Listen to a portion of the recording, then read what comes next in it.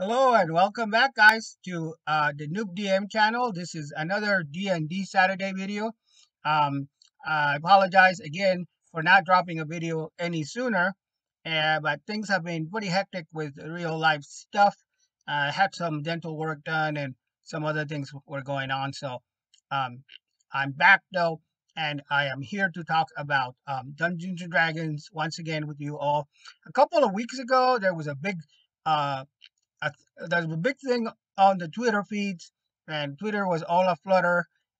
People were kind of discussing the Critical Role uh, stream, which is a pretty popular fifth edition, well, the most popular Dungeons and Dragons stream, I guess, currently on the web, has been for a number of years now. And I guess what happened was, and spoilers for people who don't haven't watched their recent campaign. So if you don't know, this is a spoiler warning. But a couple of weeks ago, there was a battle between the some of the party members. Now I didn't stream the episode, so I just read about it and heard about it.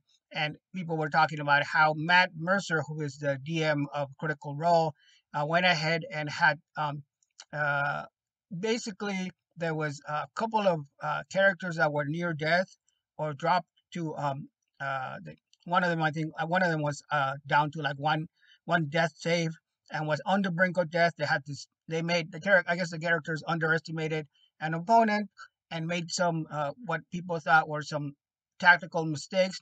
Now, unfortunately, the DM got a lot of hate mail, a lot of criticism from people saying that he was being unfair, and I think that's kind of unfair to Matt Mercer himself because, and I'm not the only one. A lot of people, when this all went down a week and a half, a couple weeks back, however long it's been, people were talking about it. So it gave me an idea um, to talk about character death and how character death may have changed from the original game to the current version, which is still the fifth edition of the game. And how is character death actually? How does it operate in game mechanics? How did it used to operate? What have there been any significant changes? I can probably say that there have been. I think from my experience on a limited experience of fifth edition, I've been playing fifth edition, as you guys know, for a while now, almost on and off for since 2014, since the system was first introduced, but mostly in a concentrated time of 2 or 3 years where I play regularly either weekly games as a DM. Started DMing myself, but mostly as a player. And I thought it would be interesting to take a look at character death and how it has changed over time. So this is what the topic of today's discussion will be. So let's talk about character death in across the history of Dungeons and Dragons. All right, guys. So before we talk about how from the very beginning of D&D Basic death started. I wanted to kind of examine a little bit this article from CBR.com where it talks about how characters can defy death. And I've never read this before, but I think one of the knocks that I had and that a lot of people had about fifth edition in comparison to other editions of the game is how easy it is for the for characters, or how I should say how hard it is for characters to die. And I think that's why we can put into context some of the uh, negative, some of the backlash, negative reactions to what happened in the Critical Role, the recent Critical Role campaign. So let's go through this. I haven't read this article yet, but it talks about how your character can defy death, and it's by Jennifer Meltzer from earlier this year. And he says character death can be one of the most traumatic experiences for D&D players. Fortunately, there are a number of ways to avoid an untimely end. So I guess it's just how to advise on how to avoid getting killed, which is interesting. A character's death in D&D can be an incredibly traumatic experience. After spending time and effort creating a character, then learning and growing alongside them during their adventures, the mere thought of them dying in combat is enough to give players the shivers. Character death plays a major role in the overall game process, but it doesn't necessarily have to. Well, I would argue that um, it's a good thing that uh, character death plays a major role. Um, Death, and I think other people have made this point, so it's not like an original idea for sure. I've seen videos of the Professor Dungeon Master from Dungeon Craft and other channels, other YouTubers that focus on D&D content having the same argument. But let's read on. There are precautions players can take to avoid losing a character before it's their time. There are even certain racial and subclass benefits designed to make characters healthier in combat. Some cases almost impossible to kill. Impossible to kill. Well, what's the fun of that? Anyway, before it can be defied, however, it's important to understand how death works in D&D. And then it talks about how do death saving throws work in D&D. And some people know all. If you're watching this channel, more than likely already know how death saving throws works. And I don't really need to go over this too much, the mechanics of it. But suffice it suffice it to say, I would say that there are three death saves per character on your character sheet. So if you go down, basically if you take enough damage and you drop to 0 hit points, you don't necessarily die outright. Everybody knows that you can make some death throws and death saving throws rather, and you get three of them right off the bat. I think a lot of this started back in fourth edition, where there were the healing surges, and where there was the because it was more of a tactical game or a tactical playing on the battle map. There was a lot of I guess the designers felt there was a lot of opportunities to have healing surges or to be able to heal. You can still heal in 5e with different potions, and that's always been the case, or with definitely a cleric or paladins, mostly cleric healing. Um, but basically, in 5e, players who roll an actual 20 immediately regain 1 hit point and return to consciousness. And then they have up to 5 rolls to determine whether or not they survive, a number that may be affected by whether or not they take damage. This means a character who takes a hit while down actually loses 2 death saves, and that's true. I mean, that part is true. If you're down for the count and you take damage, it counts as 2. So your death is actually um, comes quicker theoretically.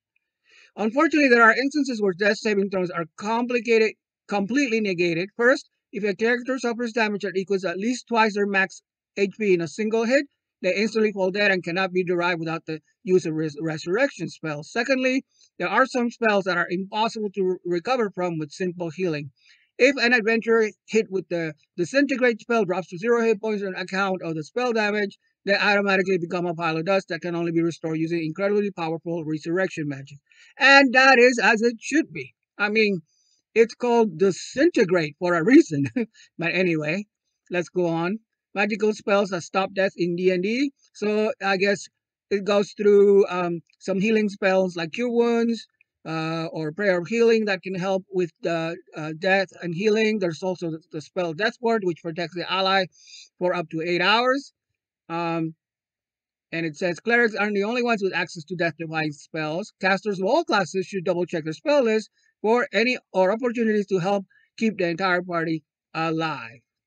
So, and then this part is kind of a little puzzling to me because it talks about death-defying racial attributes and class features in D&D. But as far as I know, starting with the Tasha's Cauldron of Everything source book, and definitely on the 1D&D playtest, which is not official, I grant you, still being evaluated by the community and by Wizards of the Coast or whatever the actual playtesting process they're going through. They were trying to eliminate some of the racial stats and racial attributes. So I don't know if like the half work, for example, they talk about how strong they are. I don't know if the 1D&D playtest edition or the new edition that's coming out in a couple of years is going to do away with some of these racial attributes. But I guess as it stands, they're still in the game. Um, so so that it basically describes. It's basically a how-to on how to keep your characters alive in the game. Now, I think we should go over basic. I'm gonna try to keep this. Maybe I'll do this in multiple parts because we do have 5 editions to get through. Six if you count the playtest document.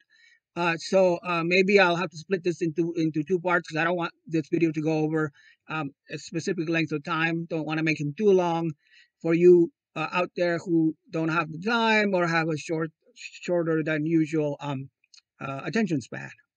But let's get into how it originally worked all the way back in the basic edition of the game.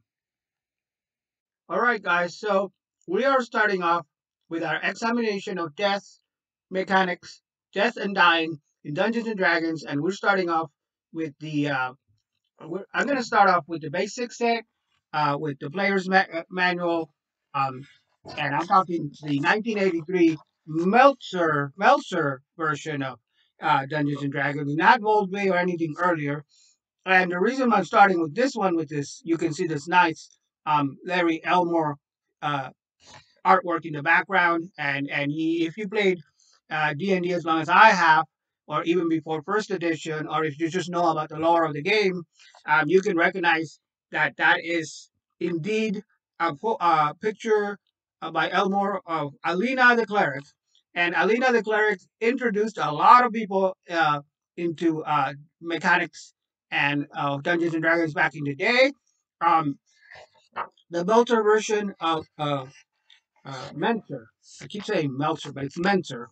I'm sorry, Frank Mentor. The Mentor version of D&D from 1983, the basic game, actually introduced a lot of people to the game, and it was a little different than the previous version, the Moldway set rule set, because it was kind of like um, written in a narrative form. So you go through, you start in a at a section, and then he talks about how do you role play, and then there's an actual adventure that you go through, and it teaches you the mechanics. So the idea was it's your first game, and if you either you there was a whole the players book had the adventure, and it taught you the gamer mechanics, and then there was a separate dungeon master's manual that was only for the DM, and it went further into mechanics, and it talked about how the rules work if you're running the game as opposed to just being a player. And so that was sort of for the DM's eyes only, and we kind of follow the same structure today, only now we have the source books. So we have a player's handbook, traditionally a dungeon master's guide. No matter what edition of the game you're playing, you have your player's handbook, your dungeon master's guide, and which is only for the DM. And then you have the monster manual, which again is it's for both players and DMs, but mostly the DM uses it to throw some adversaries and monsters to the party. But the way Alina, the cleric, significantly played into it is because shockingly, when you go, and spoiler for anybody that hasn't played the basic game adventure from way back from the 1983, shockingly, Alina doesn't make it alive. She gets killed in a dungeon, and it introduces the characters to the death mechanics. And if you turn to the Mentor Player's Handbook, and it's on page 6, it talks about it is kind of like a choose your own adventure type of thing, where if depending on what you roll, if you roll a saving throw, and it's a high saving throw, like I think it was like a 17 or higher, something happens, and if you roll low, something else happens. But if you miss the saving throw, obviously bad things happen, and at the end, um, uh, you I think no matter what happens, if unless you can correct me if you know, but no matter what happens, I think Lena always dies, and she does die. But if you turn to Alina, I'm sorry, her name's Alina. But if you turn to page uh, 10, it talks about saving throws and how they worked in back in the day. So in the first adventure, you made saving throws against poison and magic spells, and then when you try to save yourself from a special attack, you make the saving throws. And then he goes on to talk about the 3 other saving throws against magic wands. Um, if somebody chooses to use magic against your character, paralysis. It was paralysis, and there was a saving throw against dragon breath, because dragon breath was a specialized attack. Um, they were. detailed or given more explanation in the Dungeon Master's Guide if you wanted to know. But the important thing for us and today's topic is death and character death. So if you turn to page 14 of the mentor guide or player's manual, it talks about getting killed. And if you so basically you have a number of hit points, just like in the modern game. But back in the day, the math worked a little bit different, so you didn't have a whole lot of hit points, especially at the first level or the early level. Somebody playing the introductory adventure would be at first level, would have a very low amount of hit points, unless they were like I think if you were a fighter, that would probably would have high, obviously more hit dice and more a sturdier.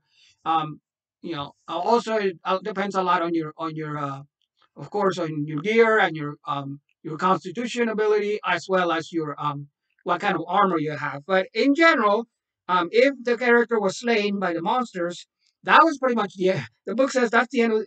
That is not the end of the event, but that is the end of the adventure, but not the end of the game. It's the end of the adventure, but not the end of the game. You can start the fight um, or the fighter over again, pretending that it is a new character.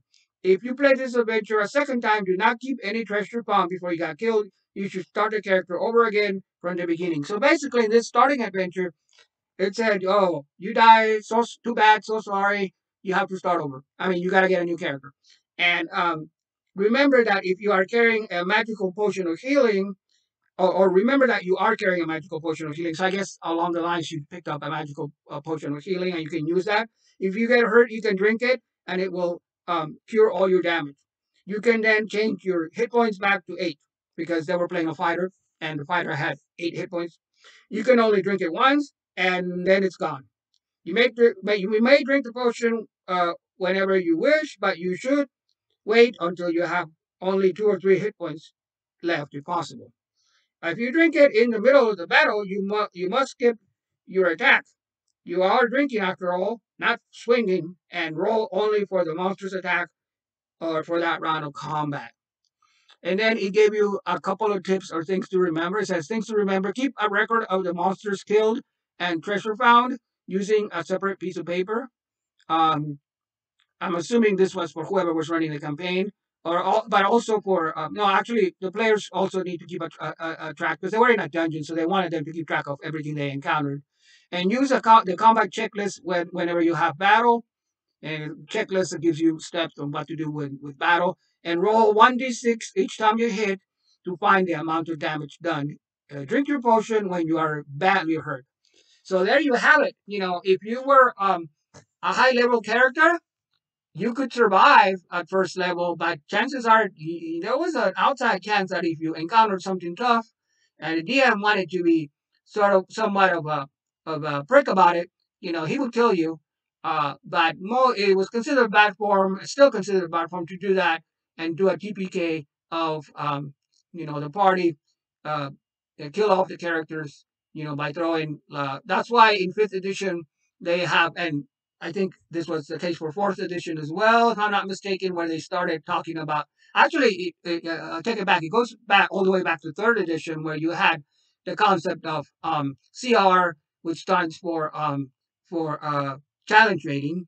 So the challenge rating kind of replaced the old systems, and challenge rating is just it's shown in the monster manuals and or the bestiary that you happen to be using.